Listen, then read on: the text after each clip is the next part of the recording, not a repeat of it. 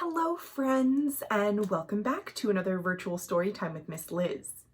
Today we're reading another wonderful book about camping. Specifically, how spending time in the outdoors can be so relaxing and help us, especially when we're facing difficulties in our everyday lives. In this story, camping brings a family closer and helps them realize that they are wonderful and unique. This book is called Fatima's Great Outdoors. It's written by Ambreen Tariq and illustrated by Stevie Lewis. Here we go.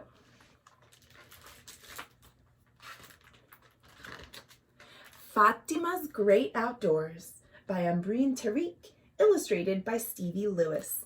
And here is the star of our story, Fatima. Fatima and her appa, that means big sister, stood at the curb and waited for their parents to pick them up from school. Today, they weren't going straight home. Today, the Kazi family was going camping for the first time. Camping, her father had told them over dinner in his teaching voice, was a great American pastime.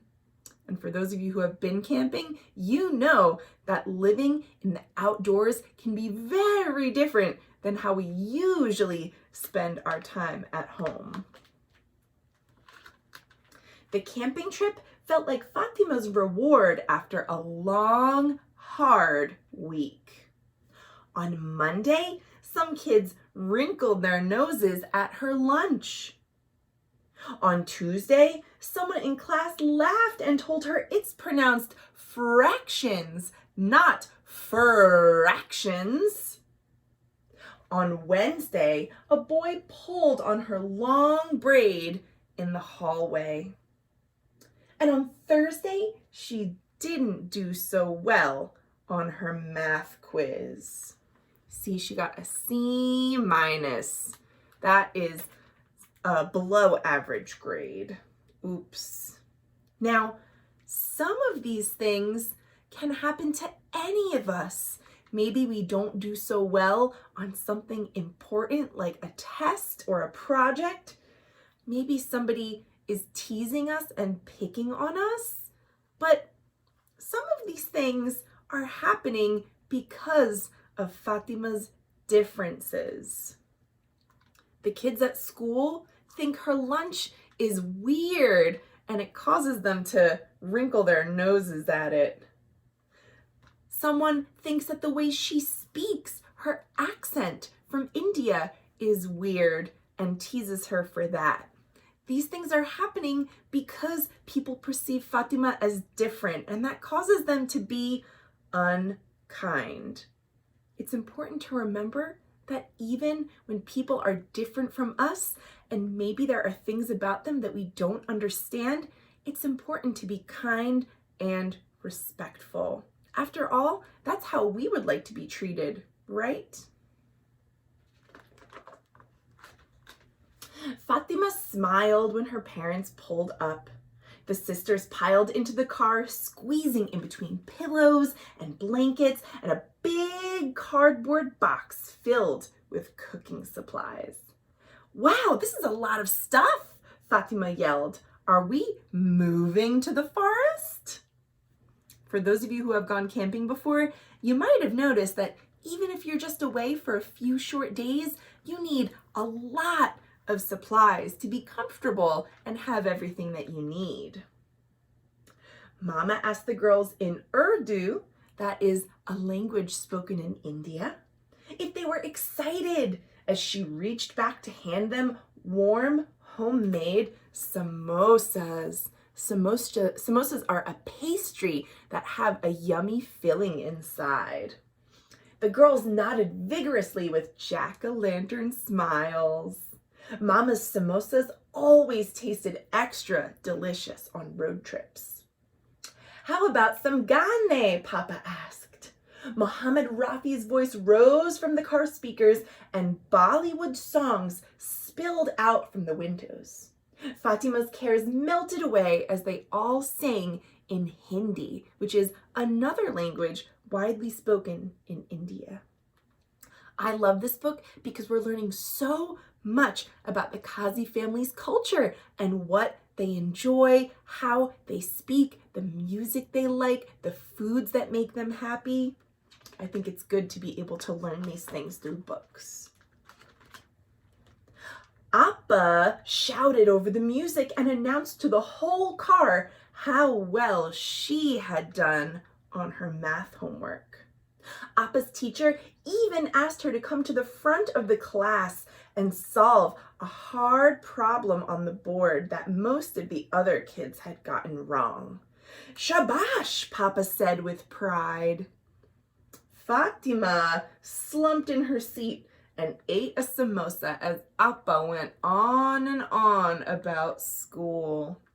Remember, school was something that Fatima had been struggling with, and it didn't make her feel good to think about it. Appa was doing well and enjoyed talking about school, but it made Fatima feel upset, maybe a little sad and worried. As Fatima thought about how to change the topic, her big sister pointed out the window and shouted, "Look, we're here!" The family cheered as they passed the sign for the state park. It's called Emerald State Park. And look how beautiful the trees, the bushes, the sunlight. That looks wonderful. At the campsite, the girls helped their parents unload. "First," Papa said, "we must build our tent." Appa and Mama chose to start dinner instead. Fatima watched as Papa took the tent gear out of a sack. Papa grumbled in Urdu when the pieces wouldn't fit. Fatima wanted to help, but could she? She hadn't done anything right at school that week. What would make the campground any different? Fatima took a tiny step closer and she suggested to Papa that they read the instruction manual together. Sometimes it can be fun to try and figure something out for yourself, but oftentimes it's useful to consult the directions if you had them. And look, ta-da! When they finished, Fatima stood proudly next to their brand new home in the forest. "Shabash!" Papa's bare paw clapped her on the shoulder. So, just like Papa was proud of Appa for doing well in school, Papa had a moment to show Fatima that he was proud of her helping get the tent set. The Kazi family celebrated the start of their first camping trip over a delicious dinner of shami kebab and rotis that Mama had brought from home. Yum, yum. After dinner, Fatima and Appa crawled into the family tent. They were so excited to snooze in their new sleeping bags. They never had rooms of their own, not even in India. So, being together in one big tent felt cozy and right. The girls zipped up their sleeping bags and chattered on as their parents finished cleaning up. Appa was telling Fatima about how she won her class spelling bee when suddenly her face dropped. She gasped and pointed to the tent ceiling. 8 long, giant legs gripped the outside of their tent. Can you see what they were seeing? "A monster!" the girls screamed and huddled together.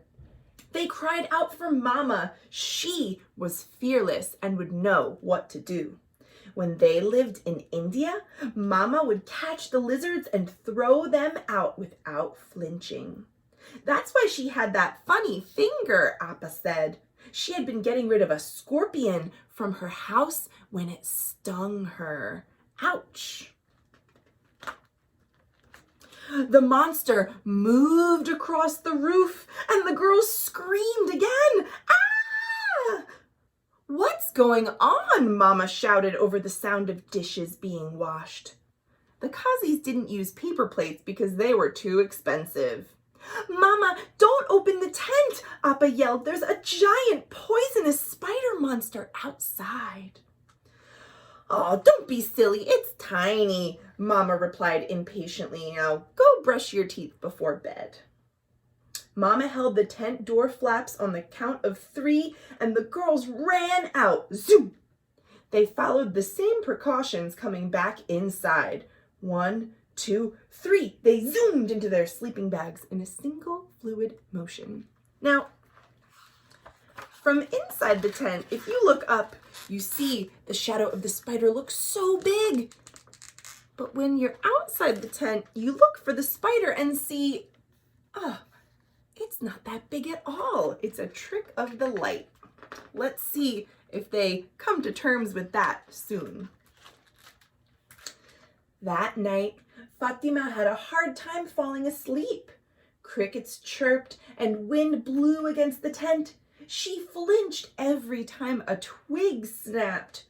But soon, as the trees swayed outside, Fatima's eyes got heavy and she drifted into a warm, deep sleep that only campers enjoy. Soft snores drifted outside the Kazi's tent and joined the sounds of the forest. And if you look, you can see some forest creatures in this picture. A grasshopper, a frog, a deer, an owl, and more.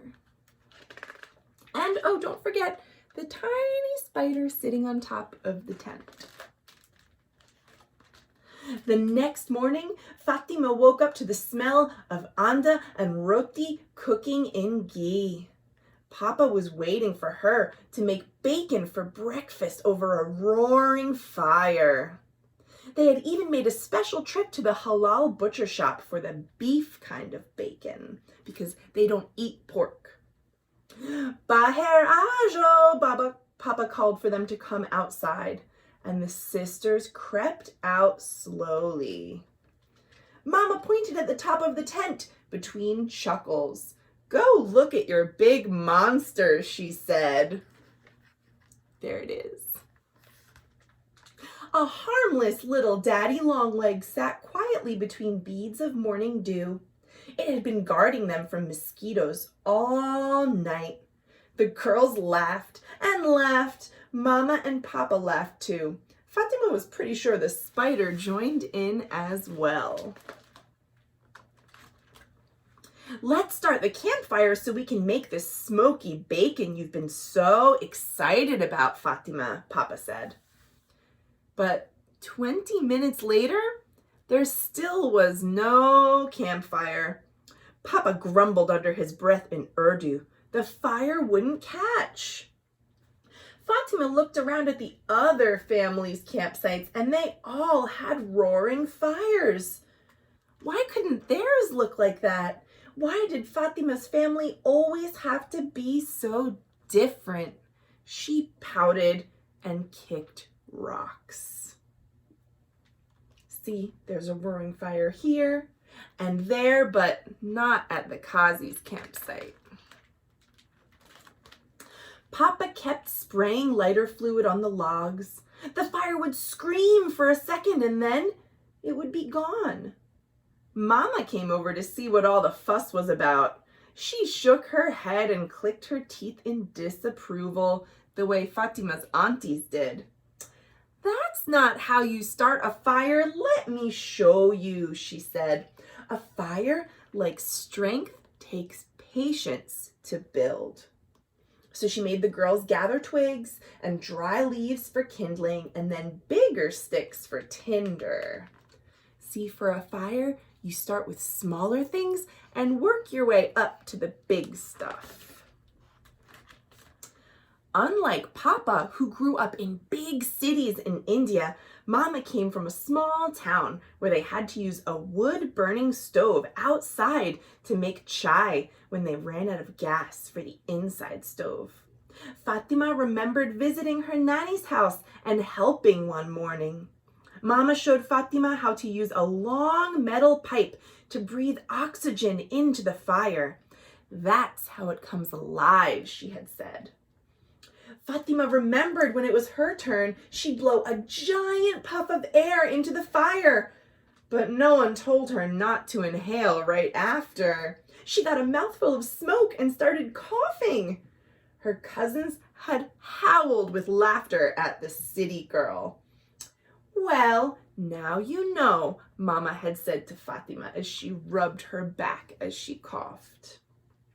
Fatima smiled at that memory and watched wide-eyed as Mama blew life into the campfire. She's really doing it. Though Fatima hadn't built the fire herself, now she knew how.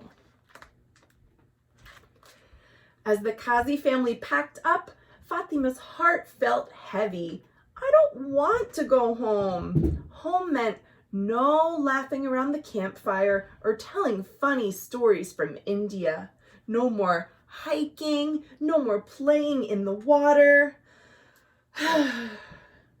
Home meant no long road trips with fresh samosas and Bollywood sing-alongs in the car. Home meant taking tests, doing homework, getting in trouble, and being teased at school.